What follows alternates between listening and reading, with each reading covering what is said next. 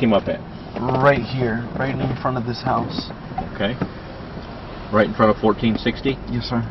All right. And what was he? He was walking in between the buildings, or? He was walking like in the grassy area, like up towards, kind of between these two poles. And In this now infamous neighborhood, there is almost as much foot traffic as real traffic. A cut-through frequented by kids, some following the very same footsteps as Trayvon Martin.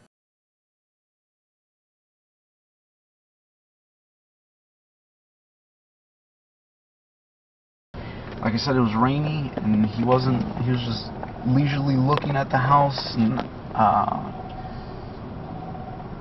like I said, my wife I left for the grocery store, and I just felt like something was off about him. Right.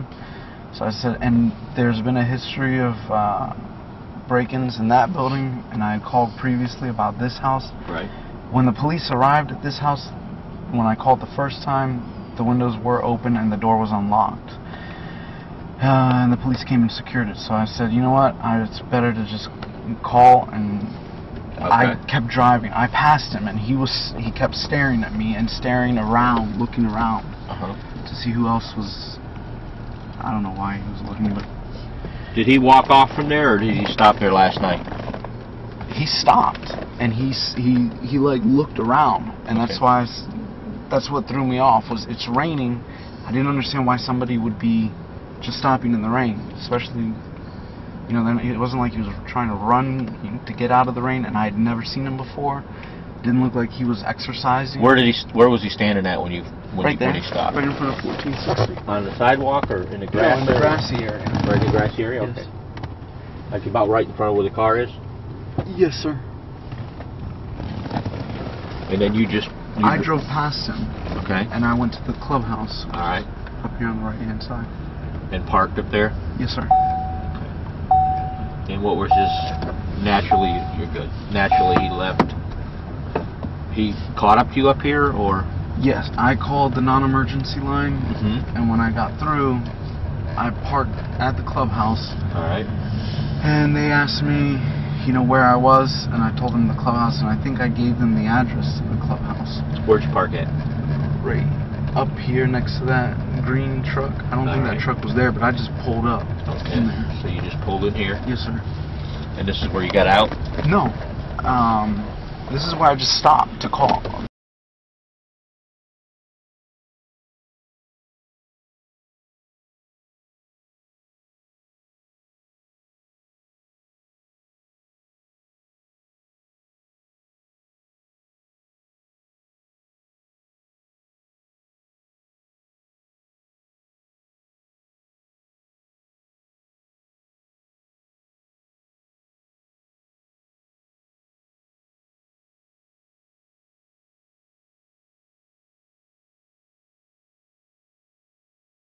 To call, and then he walked past me and he kept looking at my car.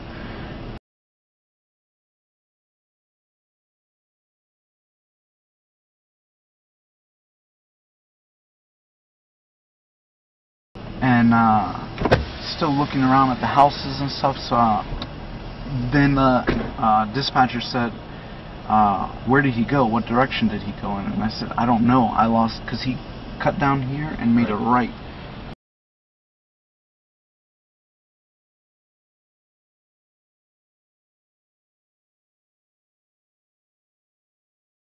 I guess it's Twin Trees Lane.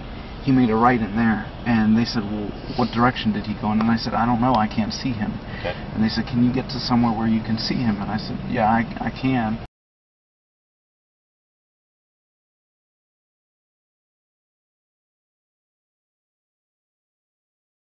So I backed out. All right.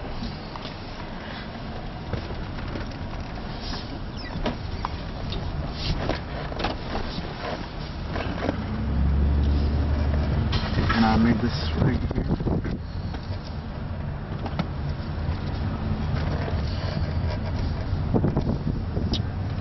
And I left here.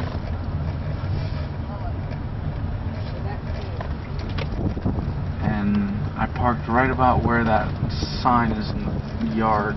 In front of the Ford truck? Yes, and I saw him standing right about here, sorry. Right about here. and I saw him walking back that way and then cut through the back of the houses. He looked back and he noticed me and he cut back through the houses. I was still on the phone with non-emergency. And then he came back and he started walking up towards the grass.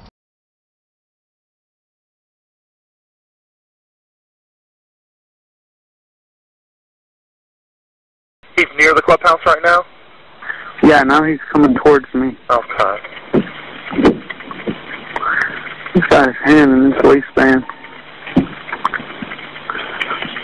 Yeah, he's a black male. Okay. How old would you say he He's looks? got a button on his shirt. Late teens. Late teens? Okay. Something's wrong with him. Yeah. He's coming to check me out. He's got something in his hands. I don't know what his deal is. And then came down and circled my car. And I told the operator that.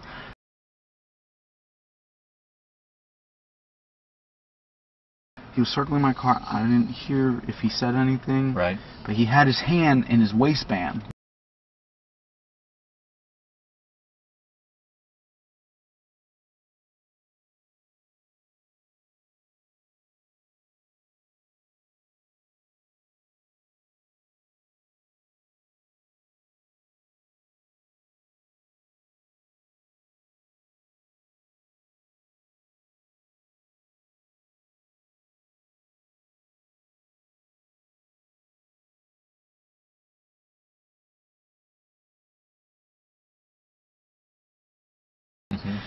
And I think I told the operator that, and they said, "Where are you?"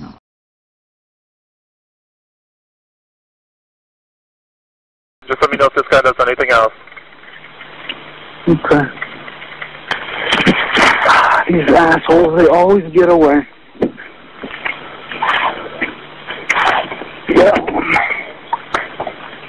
When you come to the clubhouse, you come straight in and make a left.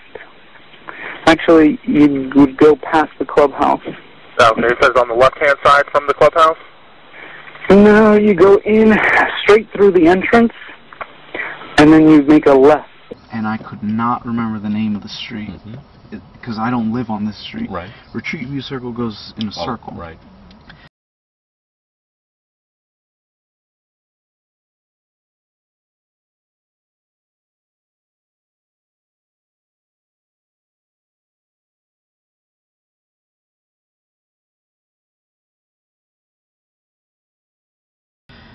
And I said, I don't know. And he goes, "We need an address."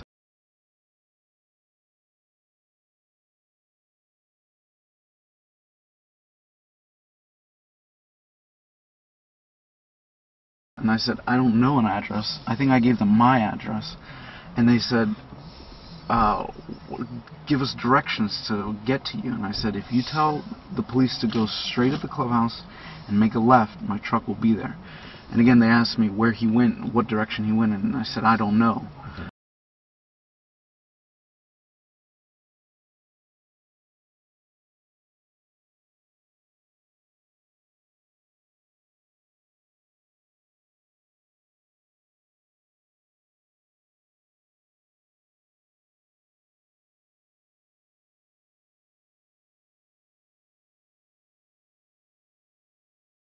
Shit, he's running.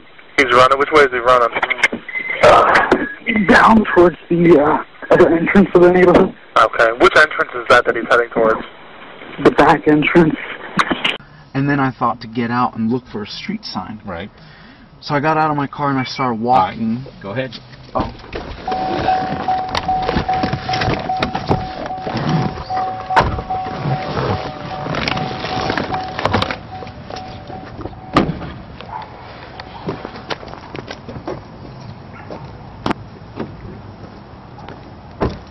I was still on the phone with non-emergency and I started walking Okay. down this way. Are you following him? Yeah. Okay, we don't need you to do that. Okay.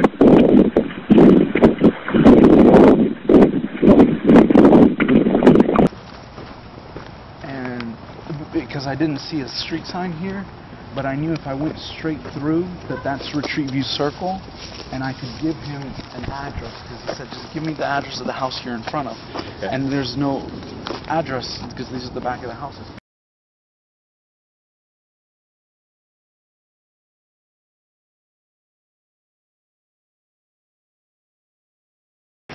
So I walked straight through here, and I didn't see him at all. I was walking, and I was still on the phone with the non-emergency. Okay. I got to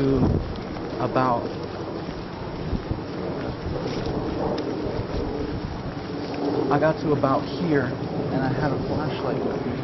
Okay. The flashlight was dead though, and I looked around and I didn't see anybody, and I told non-emergency, I said, you know what, he's gone, he's not even here. Right. So I still thought I could use their address, so I walked all the way through. And I actually walked all the way to the street, and I was going to give them this address, and they said, well, if he's not there, do you still want a police officer? And I said, yes. And they said, do you still want a police officer? And I said, yes.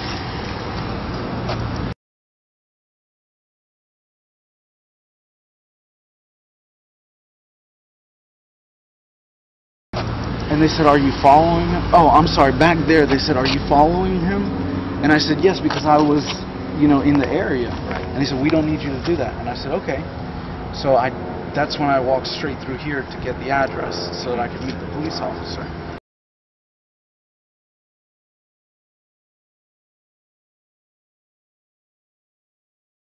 And then they said, I said, he's not here. They said, do you still want him to come? And I said, yes. And they said, where do you want him to come to? And I said, you know what, just tell him to meet me at my truck next to the clubhouse. If he goes straight into the clubhouse and makes a left, I have a Honda Ridgeline, silver Honda Ridgeline parked right there. I'll meet him right there.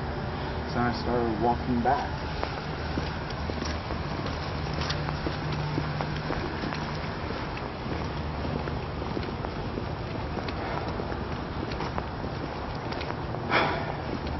When I got to, I passed here, I looked, I didn't see anything again, and I was walking back to my truck. And then when I got to right about here, he yelled from behind me to the side of me. He said, yo, you got a problem?